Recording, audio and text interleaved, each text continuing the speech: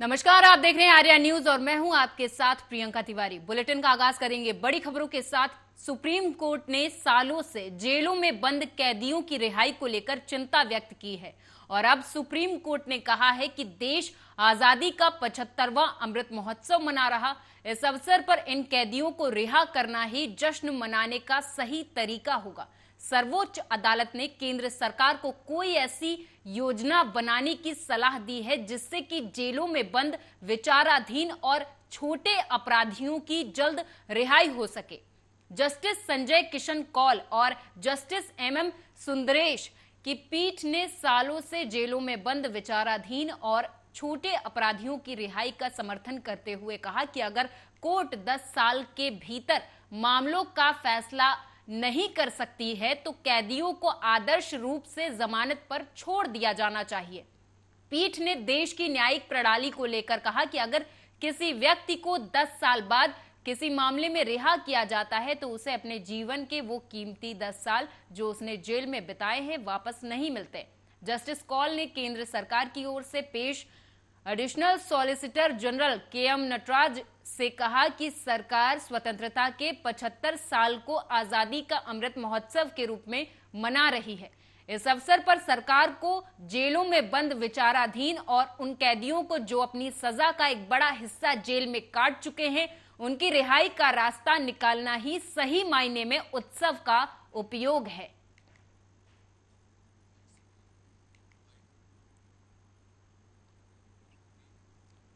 तो वहीं जम्मू कश्मीर के उधमपुर जिले में एक बड़ा सड़क हादसा हुआ है। उधमपुर जिले के मसूरा के पास एक मिनी बस सड़क से फिसलकर गहरी खाई में जा गिरे। इस हादसे में 8 छात्र घायल बताए जा रहे हैं।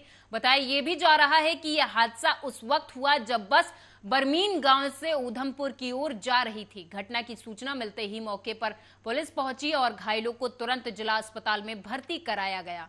बता दें कि इससे पहले भी गुरुवार को जम्मू कश्मीर के नेशनल हाईवे पर एक बड़ा हादसा हुआ था। रामबान जिले में दर्दनाक सड़क हादसे में 4 लोगों की मौत हो गई थी और 7 अन्य लोग घायल बताए गए थे। पुलिस सूत्रों ने बताया कि रामबन के केला मोड़ में एक यात्री वाहन चालक गाड़ी से कंट्रोल खो बैठा जिसके कारण गाड़ी खाई में जा गिरी। इस हादसे में 4 लोगों की दर्दनाक मौत हो गई थी जबकि 7 लोग घायल हो गए थे।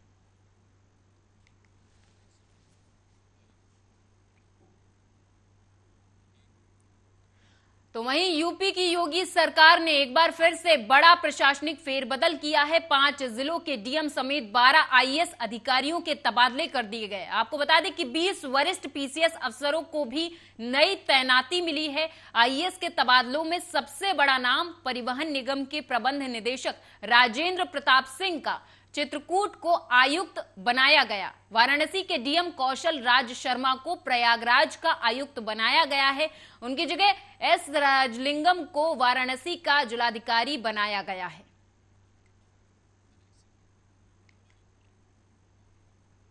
देश के नए उपराष्ट्रपति के निर्वाचन के लिए मतदान शुरू हो गया है। इसमें मुकाबला राष्ट्रीय जनतांत्रिक गठबंधन यानी राजग के उम्मीदवार जगदप धनखड़ और विपक्ष की संयुक्त उम्मीदवार मार्गरेट अल्वा के बीच है। आंकड़ों के लिहाज से देखा जाए तो पश्चिम बंगाल के पूर्व राज्यपाल धनखड़ की जीत सुनिश्चित लग रही। बता दें कि देश के नए उपराष्ट्रपति के चुनाव के लिए वोटिंग शुरू हो गई है। प्रधानमंत्री नरेंद्र मोदी मतदान कर चुके हैं।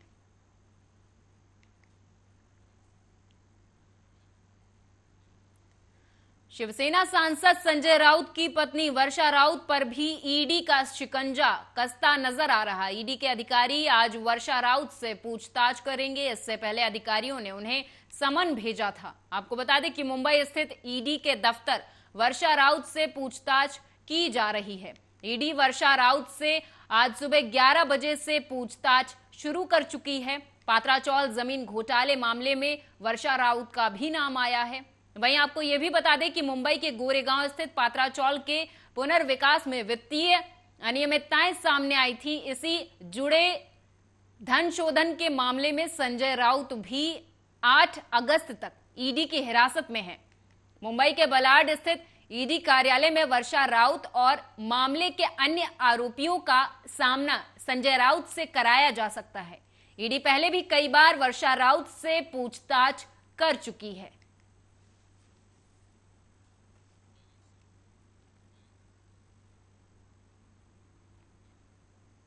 जेडीयू ने पूर्व राष्ट्रीय अध्यक्ष आरसीपी सिंह की मुश्किलें बढ़ानी शुरू कर दी हैं। पार्टी की ओर से उनको शो कॉज नोटिस जारी किया गया है। ये नोटिस नालंदा जिले के जेडीयू प्रखंड अध्यक्ष के आरोप पर भेजा गया। इस नोटिस को देखें तो जेडीयू ने आरसीपी सिंह पर परोक्ष रूप से भ्रष्टाचार का आरोप लगाया, जो कि नीतीश की जीरो टॉलरेंस नीति है। आरसीपी सिंह पर जेडीयू में रहते अकूत संपत्ति जुटाने का आरोप है। जेडीयू के प्रदेश अध्यक्ष उमेश कुशवाहा की ओर से ये जवाब तलब किया गया है। साल 2013 से साल 2022 तक प्रॉपर्टी अर्जित करने का आरोप है। इसमें नालंदा जिले के 2 प्रखंडों में खरीदी गई 40 बीघा जमीन भी शामिल है। जमीन को दान में लेने का आरोप भी आरसीपी सिंह पर लगा है। इन संपत्तियों का चुनावी हलफनामे में जिक्र नहीं किया गया था। पार्टी का आरोप है कि जेडीयू के पूर्व राष्ट्रीय अध्यक्ष ने इस बात को छुपाए रखा। जेडीयू ने यहां तक की आरोप लगाया कि आरसीपी सिंह ने अपनी पत्नी के नाम में हेरफेर कर जमीन खरीदी है।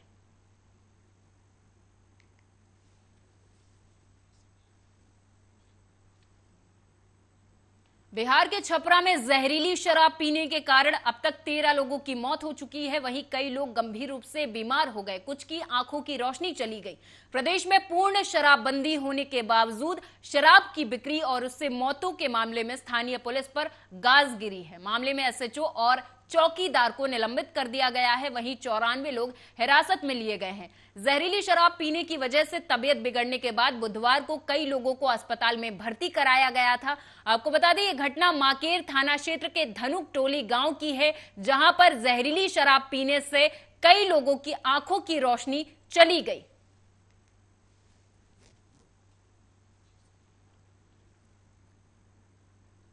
रायबरेली में छात्रों की जिंदगी से खिलवाड़ का मामला सामने आया है, जहां विद्यालय प्रशासन स्कूल की मैजिक गाड़ी में 2 दर्जन से अधिक छात्रों को बैठाने का वीडियो वायरल होगा। मैजिक चालक ने भी स्वीकार किया है क्षमता से अधिक बच्चे बिठाए जाते हैं। आपको बता दें कि स्कूल वैन के बच्चों ने कबूला है कि 19 बच्चों को बिठाया जाता है। डलमऊ कोतवाली क्षेत्र के घुरवारा के पास स्थित है एएसएन पब्लिक स्कूल, जहां का ये मामला अब वायरल हो रहा है, जहां पर एक मैजिक में अधिक संख्या में बच्चे बिठाए जाते हैं, जिसकी वजह से बच्चों को भी काफी परेशानियों का सामना करना पड़ता है। वहीं बच्चों ने भी कबूला है कि क्षमता से ज्यादा बच्चे गाड़ी में बिठाए जाते हैं।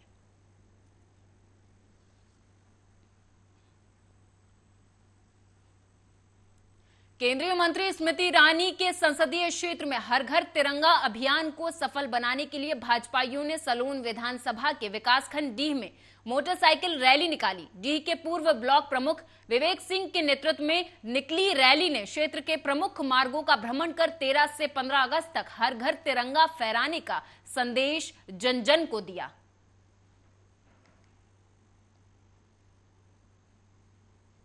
संदेश देना चाहते हैं? हम संदेश ये देना चाहते हैं कि हमारे नौजवान को ये एहसास होना चाहिए कि ये देश बड़ी मुश्किल से बड़ी जुल्मों के साथ बड़े काफ़ी लोगों की शहादत के बाद आज़ाद हुआ है।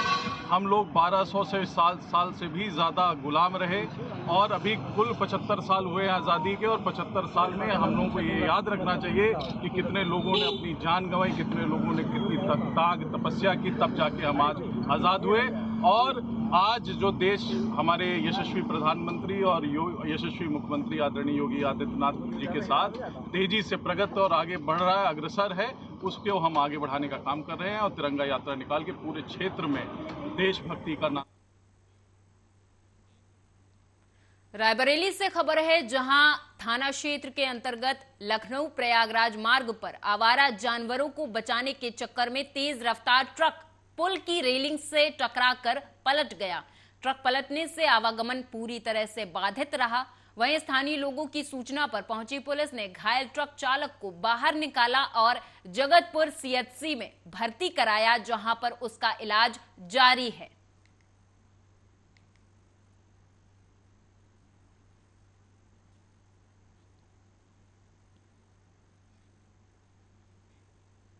बकेवर थाना क्षेत्र के हाईवे मार्ग शकुराबाद में शुक्रवार देर शाम शिवदेवी, जिनकी उम्र 60 वर्ष बताई जा रही है, वो हरदासपुर हैंडपंप से पानी भरने के लिए हाईवे मार्ग पार कर रही थी।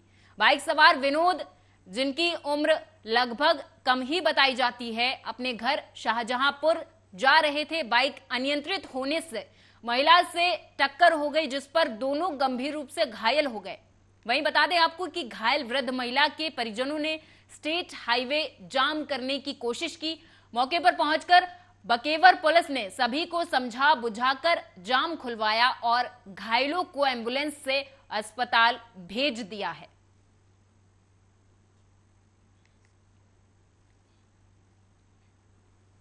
महासमुंद से घटना है, जहां पर सरकारी स्कूलों में शैक्षणिक गुणवत्ता बढ़ाने और बेहतर शिक्षा को लेकर सरकार के भले ही बड़े बड़े दावे करती हो, लेकिन सच्चाई यह है कि खुद सरकार की अनदेखी के चलते ही सरकारी स्कूलों में शिक्षा का ढांचा चरमराता दिख रहा, जिसकी वजह से जहां एक ओर शिक्षक अनुपस्थित रहते हैं स्कूलों में, वहीं दूसरी तरफ बच्चों की भी शिकायत है कि उन्हें ढंग से विषयों को पढ़ाया नहीं जाता।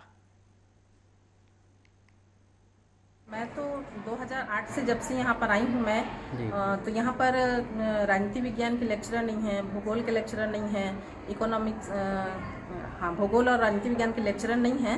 तो मैं यहाँ पर जब से मतलब 2008 से आई हूँ, तब से मैं राजनीति विज्ञान यहाँ पर पढ़ा रही हूँ। और पिछले साल मेरा मतलब HM में हुआ है, मिडिल स्कूल HM में, लेकिन यहाँ पर राजनीति विज्ञान के कोई लेक्चरर न होने के कारण मुझे पढ़ाना पड़ रहा है। तो मैं तो 2008 से जब से यहाँ पर आई, यहाँ पर करीबन 12 सेक्शन है और हिंदी की जो व्याख्याता हैं पहले 3 थे और उसमें से 2 व्याख्याताओं का स्थानांतरण हो चुका है। तो केवल एक ही व्याख्याता हिंदी के कार्यरत हैं अभी, श्री एस कुमार, और बाकी उनके 3 पीरियड पढ़ाने के बाद जो बाकी 9 सेक्शन का हिंदी है वो साइंस वाले और कॉमर्स वाले ही उसका अध्यापन कर रहे हैं। दिक्कत तो आती ही है, साइंस वाले यदि हिंदी पढ़ाने लग जाएं तो निश्चित रूप से बच्चों का जो हिंदी के प्रति रुचि है वो निश्चित रूप से कमी पाई जा रही है। प्राचार्य के रहने से जो है शिक्षकों में एक सामंजस्य रहता है, वो बना रहता है, लेकिन वैसी कोई दिक्कत तो नहीं है।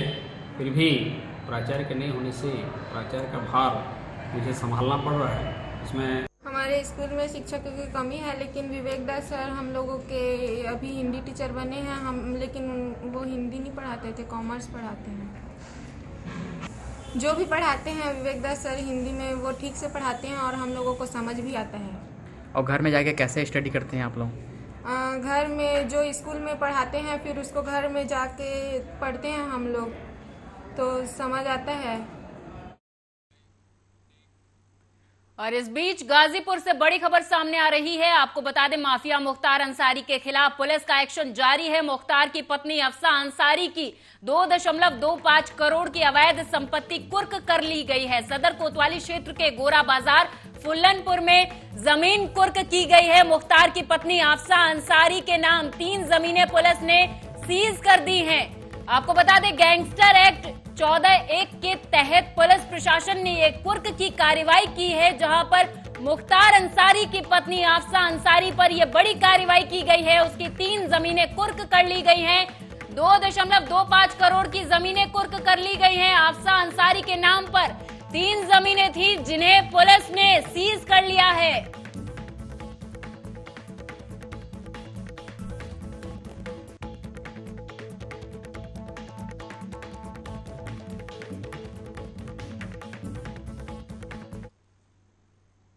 और मेरे साथ इस बुलेटिन में फिलहाल इतना ही। आप देखते रहिए आर्या न्यूज।